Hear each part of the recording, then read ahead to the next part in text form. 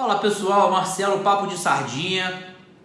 Eu recebi algumas mensagens que me perguntaram sobre como é que eu defino, como é que é a definição da minha carteira de ações de fundo imobiliário. E aí, eu assim, sinceramente, eu acho um assunto extremamente extenso para poder falar no vídeo. Eu acho que o vídeo vai ficar cansativo. Pode ser que eu fale um pouco agora, fale um pouco depois, mas eu elenquei algumas premissas para mim, que funcionam para mim, para poder eu falar. Vou falar de ações, depois eu falo de um outro vídeo, eu falo sobre fundo imobiliário, tá? Mas sobre ações que eu faço e que me faz ter uma rentabilidade consistente. Eu não perco em ação, em ações eu sou um cara consistente em ações. E é um jogo de paciência, é um jogo que a gente precisa entrar nele, a gente precisa vivenciar esse jogo de paciência, esperar com cautela, com paciência aquele momento de comprar, ou aquele momento de vender, aquele momento de entrar no jogo, aquele momento de sair do jogo. Serve para o day trade também, mas eu vou falar de swing trade agora. E aí eu descrevi algumas definições, alguns critérios que funcionam, que dá certo. E aí eu espero que ajude vocês a trajetória de vocês que querem viver de trade, ok? Eu tô com um caderno, eu tô aqui porque eu escrevi para eu não esquecer de algumas coisas, tá? Primeiro, eu estudo a empresa. Então eu entendo que eu tenho que entender qual é a empresa que eu tô me tornando sócio. Qual é a empresa que eu passo a ter sociedade? Como assim, Marcelo?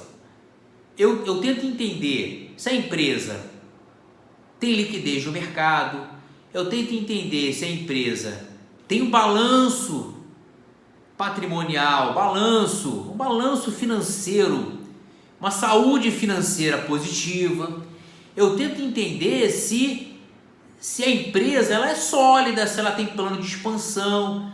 Tudo isso você consegue ver no RI, que é a relação com o investidor da empresa. Isso é o primeiro critério que eu utilizo para entender a empresa que eu estou entrando, a empresa que eu estou tentando investir. Vou dar um exemplo para vocês. Não é recomendação, é um exemplo. Vou dar dois exemplos de investimento que eu fiz e um outro que eu vou fazer. Magalu. Cara, todo mundo, se você entrar na Magalu, porque assim, claro, eu concordo, eu entendo as pessoas que falam sobre swing trade, e aí é uma diferença de swing trade para buy and hold. Swing trade é um tiro mais curto, não é um day trade, mas é um tiro de uma semana, 2 semanas, um mês. E aí você consegue alavancar dinheiro nessa movimentação. A Magalu, todo mundo condena aí, não, Magalu, o varejo está ruim, pá. E a Magalu me trouxe resultado. Qual foi a estratégia que eu usei com a Magalu? Eu defini um preço, esperei, defini um preço. Eu peguei toda a grana. Aí eu defini uma verba para entrar na Magalu. Não volto a dizer, não é recomendação. Eu defini uma verba para entrar na Magalu. Eu vou falar números hipotéticos. Digamos que eu tenha R$1.000. Não, 1.000 é muito pouco, tá? Mas vamos lá. Digamos que eu tenha R$5.000. E aí eu defino desses 5.000, eu falo assim, 3.000 vai ser para eu entrar numa determinada ação ou de uma vez, se ela me der resultado eu já saio logo, ou vai ser para eu ir fazendo preço médio caso ela caia mais do que o normal. Isso aconteceu com a Magalu. Eu entrei com 100 lotes e aí ela foi caindo, e eu fui aportando até eu chegar a 700 lotes. O resultado final, nesse tiro, ele levou 45 dias mais ou menos, tá? A Magalu me rendeu R$485. Esse é um dos critérios. Outro critério que eu uso muito, que eu faço muito para escolher uma ação, é uma empresa sólida no mercado, mas com valor baixo. Exemplo, Klabin. Cara, um baita de uma empresa com potencial enorme, e é uma empresa que eu vou investir e que ela custa R$ 3,89. É uma empresa que claramente tem uma estrutura, tem uma relação com o investidor lá muito bem definido, um plano de expansão muito bem definido, e que ela vai, com certeza, dar um resultado, vai pular, ela tem um preço-alvo maior, de R$ 5, de R$ 6, eu acredito nisso. Vou aportar tudo? Não, vou fazer o mesmo critério, vou aportando devagar, embora eu acho que ela está num preço muito bom, tá? Outra definição, preço baixo. Que eu digo preço baixo, depende muito da empresa. Por exemplo, eu pego alguns micos, por exemplo, eu pego uma empresa com 50 centavos. Cara, 50 centavos para ganhar R$ 50 é muito pouco. Ela não cai mais do que aquilo. Mas não é sempre que eu faço isso, tá? Mas, por exemplo, a Oi, por exemplo. Cara, a Oi eu ganhei. A Oi, vou contar uma história para vocês da Oi. Lá atrás, quando a empresa entrou em recuperação judicial, eu tinha 4.000, olha isso, eu tinha 4.000 lotes de ações da Oi. Quando a Oi disparou, ela saiu de 65 centavos para R$ 2,00, se eu não me engano. Eu não lembro muito bem. Eu lembro que ela me rendeu R$ 9.000. Cara, assim, não é sempre, eu já me dei muito mal com isso, tá? Eu tenho uma empresa chamada RJCP3, essa empresa faliu. Eu tenho até hoje lá na minha carteira, eu não consigo zerar, não sei nem como é que eu faço para acabar com ela. Ela faliu, a empresa valia 50 centavos, vale 1 centavo hoje, mas não consigo fazer nada com ela. Eu já falo com a corretora, enfim, é outro assunto. A corretora não zera, não consegue me dar retorno, enfim. Isso lá na XP, tá? Isso é outro critério. Liquidez, preço baixo e... se a empresa cobre o risco para não quebrar e daí por diante, beleza. Outro critério é se a empresa paga dividendo. Comprar no menor preço, sempre esperar na melhor oportunidade, não alocar o valor total e se a empresa paga dividendo. Não é recomendação de novo. Outro exemplo que eu vou passar. A empresa Minerva, chamada BIF3. Essa empresa é sensacional. Ela exporta carne. A variação dela é em dólar. Ela não tem um parâmetro pelo índice como a Petrobras e daí por diante. Cara, ela custa R$ 13,98, se eu não me engano. Ela paga dividendos sensacionais. E é outro foco daquilo que eu entro. Se eu tenho uma empresa que ela vai me trazer uma lucratividade razoável, mas que paga dividendo, cara, melhor ainda. Espero o melhor momento, não aloco tudo. Se ela cair mais um pouco, eu aporto, porque eu tenho uma reserva para isso. E aí eu espero, se ela me pagar dividendo e cobrir os custos, show de bola. Se ela não me pagar e me trouxer o lucro, eu vendo e espero ela cair ou garimpo outra empresa para poder entrar de novo e fazer o aporte, fazer outra compra, beleza?